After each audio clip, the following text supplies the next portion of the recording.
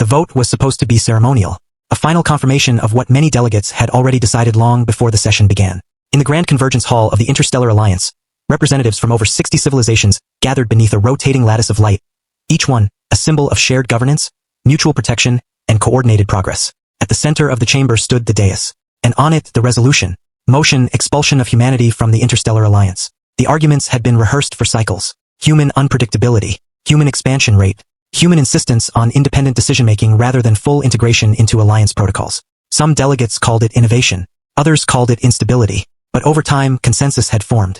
Earth was no longer aligned with the collective direction of the alliance, and so the vote proceeded. One by one, the representatives signaled their position through the chamber's unified interface. Affirm, affirm, affirm. A few abstentions. No dissent of consequence. When the final tally was displayed, the chamber's central display illuminated the result in clear, unmistakable terms. Resolution passed. For a brief moment, there was silence. Then, a controlled acknowledgement tone resonated through the hall.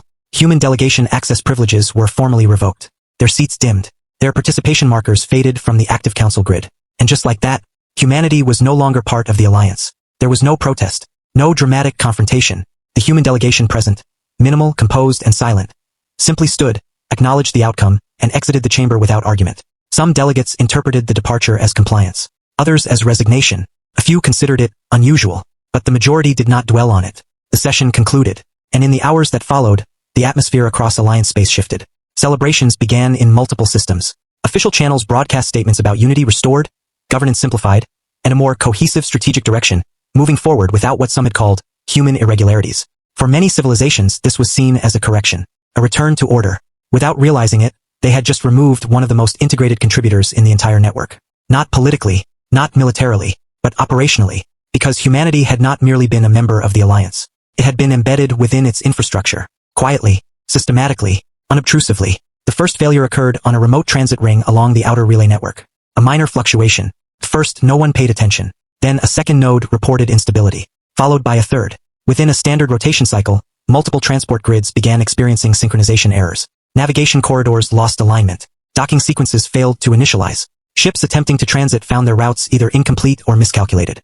Traffic backups formed across multiple sectors. Then came the power fluctuations. Stations that had previously maintained stable energy distribution began reporting irregular load balancing. Auxiliary systems activated automatically to compensate. But the compensations themselves began to fail. Support systems in several orbital habitats started to degrade. Life support remained functional, but only just. Redundancies that had been considered permanent suddenly appeared, thinner than expected. Across communication channels, alerts began to propagate. Not emergency broadcasts, not warnings of attack, just reports of instability, system degradation, unverified anomalies. At first, these issues were treated as isolated incidents. Maintenance teams were dispatched. Diagnostic protocols were initiated. Automated repair systems were deployed. But the scale of the disruptions continued to grow. Not explosively, gradually, like a network losing coherence rather than suffering a single catastrophic failure. And then patterns began to emerge. The affected systems were not random. They were interconnected. Transport grids, energy balancing nodes, data routing frameworks, environmental regulation controls. Each one tied, in subtle ways, to shared coordination layers that had previously been managed with a high degree of integration. Integration that, until now, had included human-operated oversight nodes. At first, this detail was overlooked. Then someone asked a question that changed the tone of every subsequent report. What systems are responsible for maintaining synchronization between these networks? The answer, once compiled, revealed a dependency map that many had never fully examined. Human-developed coordination protocols. Human-maintained calibration routines. Human-integrated monitoring systems that interfaced across multiple layers of Alliance infrastructure. Not as visible control points, but as stabilizing connectors.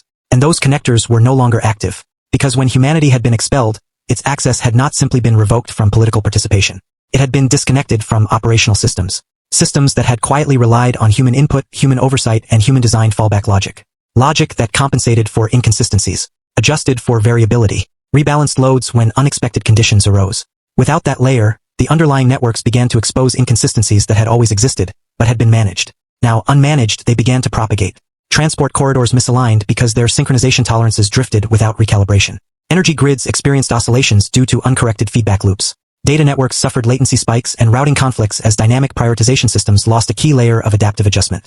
None of these systems had been built solely by humans, but many of them had been optimized, stabilized, or maintained through human involvement. And now that involvement was gone. By the time the realization spread across Alliance leadership, the consequences were already visible. Not catastrophic collapse, but widespread degradation. Stations remained functional but less efficiently. Transit still worked, but with delays and reroutes. Communications still operated, but with reduced reliability. The Alliance had not been attacked. No external force had targeted its infrastructure. Instead, a foundational layer of its operational stability had been removed, and the absence of that layer revealed how deeply it had been woven into the system. In emergency councils convened across multiple sectors, representatives began reviewing contingency plans, redundancy protocols, alternative coordination frameworks, independent system overrides.